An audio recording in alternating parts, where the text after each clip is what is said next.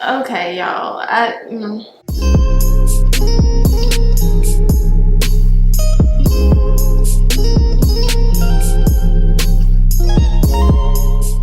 What's up, you guys? How you doing? How you doing? How you doing? Welcome back to my channel. This is your girl Candace, and today, y'all, just want to have a little discussion. It's not even this video probably isn't even going to be that long because honestly, I'm still confused about the subject, really. But ever since I made the video about me becoming a straight hair natural, and then I made the other video showing my hair that I call heat damage for the first time.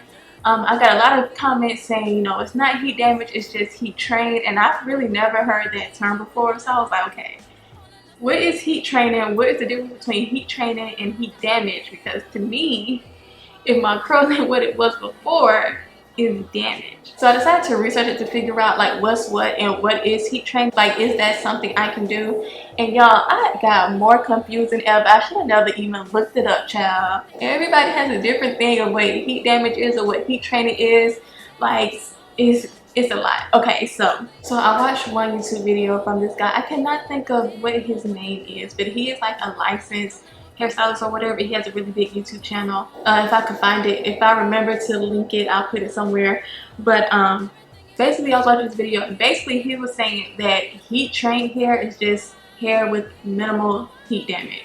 So it might be like your curl is a little bit looser than what it was before, and that's what being heat trained is. Then I went onto a website with an article that said the complete opposite. It said a heat damaged hair. Let me read it so I can tell you guys. It said that heat damaged hair is hair that has been under extreme temperatures and will not revert back to its curly state.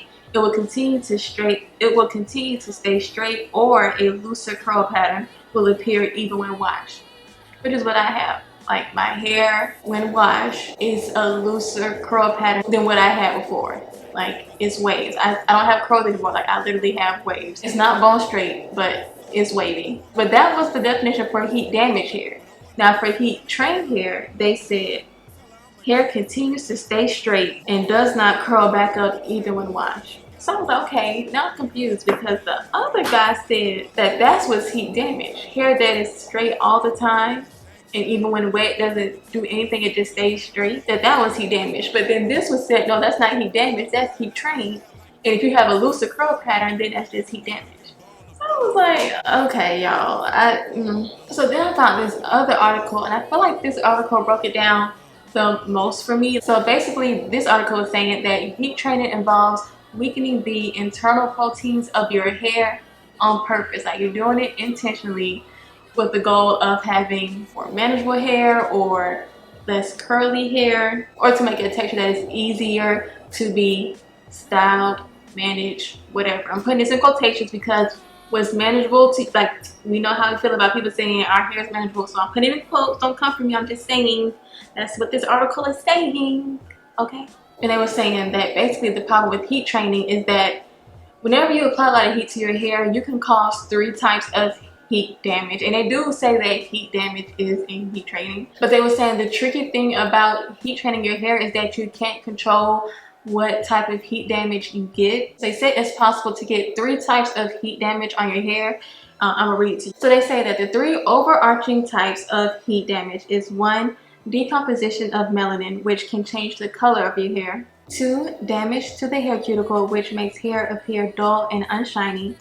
Or 3, weakening of internal proteins, which can both change the pattern of the hair and promote increased breakage. And they were saying that the main goal that people try to get when heat training is the 3rd type of heat damage, the one that provides the looser curl pattern. So basically what I got out of that article is like, yes, you can heat train your hair, but heat training is still considered heat damage because it's causing a breakdown of the proteins in your hair, which is making your hair texture change. So you're still damaging it either way. But if you don't plan on wearing your hair curly like me, then you might not see it as damage because you really don't care. To you, it might just seem as training because now your hair seems more manageable to you, or your hair is glowing. Because it does say in the article, like, when it comes to hair loss or hair growth, when you start heat training your hair or getting heat damage or straightening your hair more often, it really just depends on your hair type. Because they were saying some people have hair that can't withstand heat, and so when they apply a lot of heat to their hair, not even like a lot, but if you just start going on the journey of maybe being like a straight hair natural,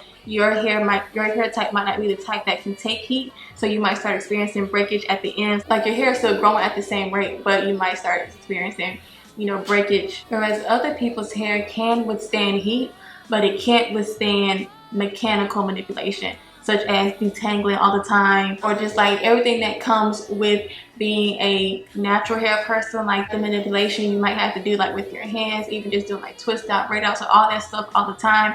Some people's hair can't handle that mechanical manipulation, and so going to heat trained hair when it's just very simple, only thing they have to do is comb their hair and that's it. Their hair sees more growth having their hair straight all the time compared to being natural. But like I said, it just depends on your hair, according to the article, because I didn't go to school for this. I'm not licensed in hair teams, okay? I'm not.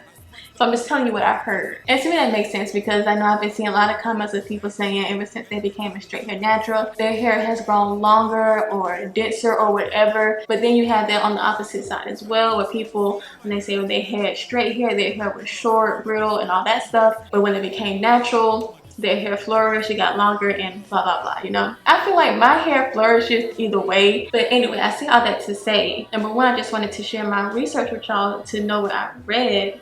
But honestly, from my understanding and what I'ma boil it down to, heat damage, heat training, it's the same thing. It's just whatever you want to call it to make you feel comfortable. I feel like some people just feel more comfortable saying trained because damage sounds bad, you know. To me, it's the same thing. I feel like the difference of when people say it is like, if someone is all the way natural and wants to remain all the way natural and gets a silk press one time and then they notice their curls are popping back, to them that's damage, because they're like, no, this is not what I wanted. I wanted my curls to revert back after.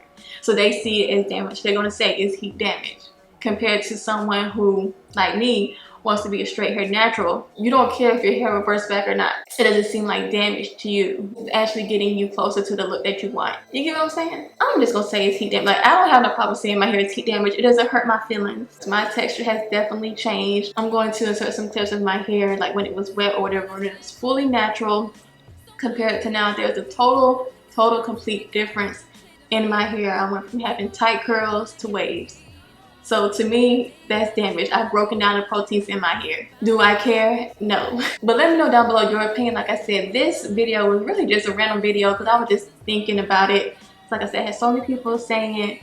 No, your hair isn't heat damage, it's heat trained. And I was like, you know, what is that? So if you have any thoughts about it, definitely put it down below. What do you consider heat damage?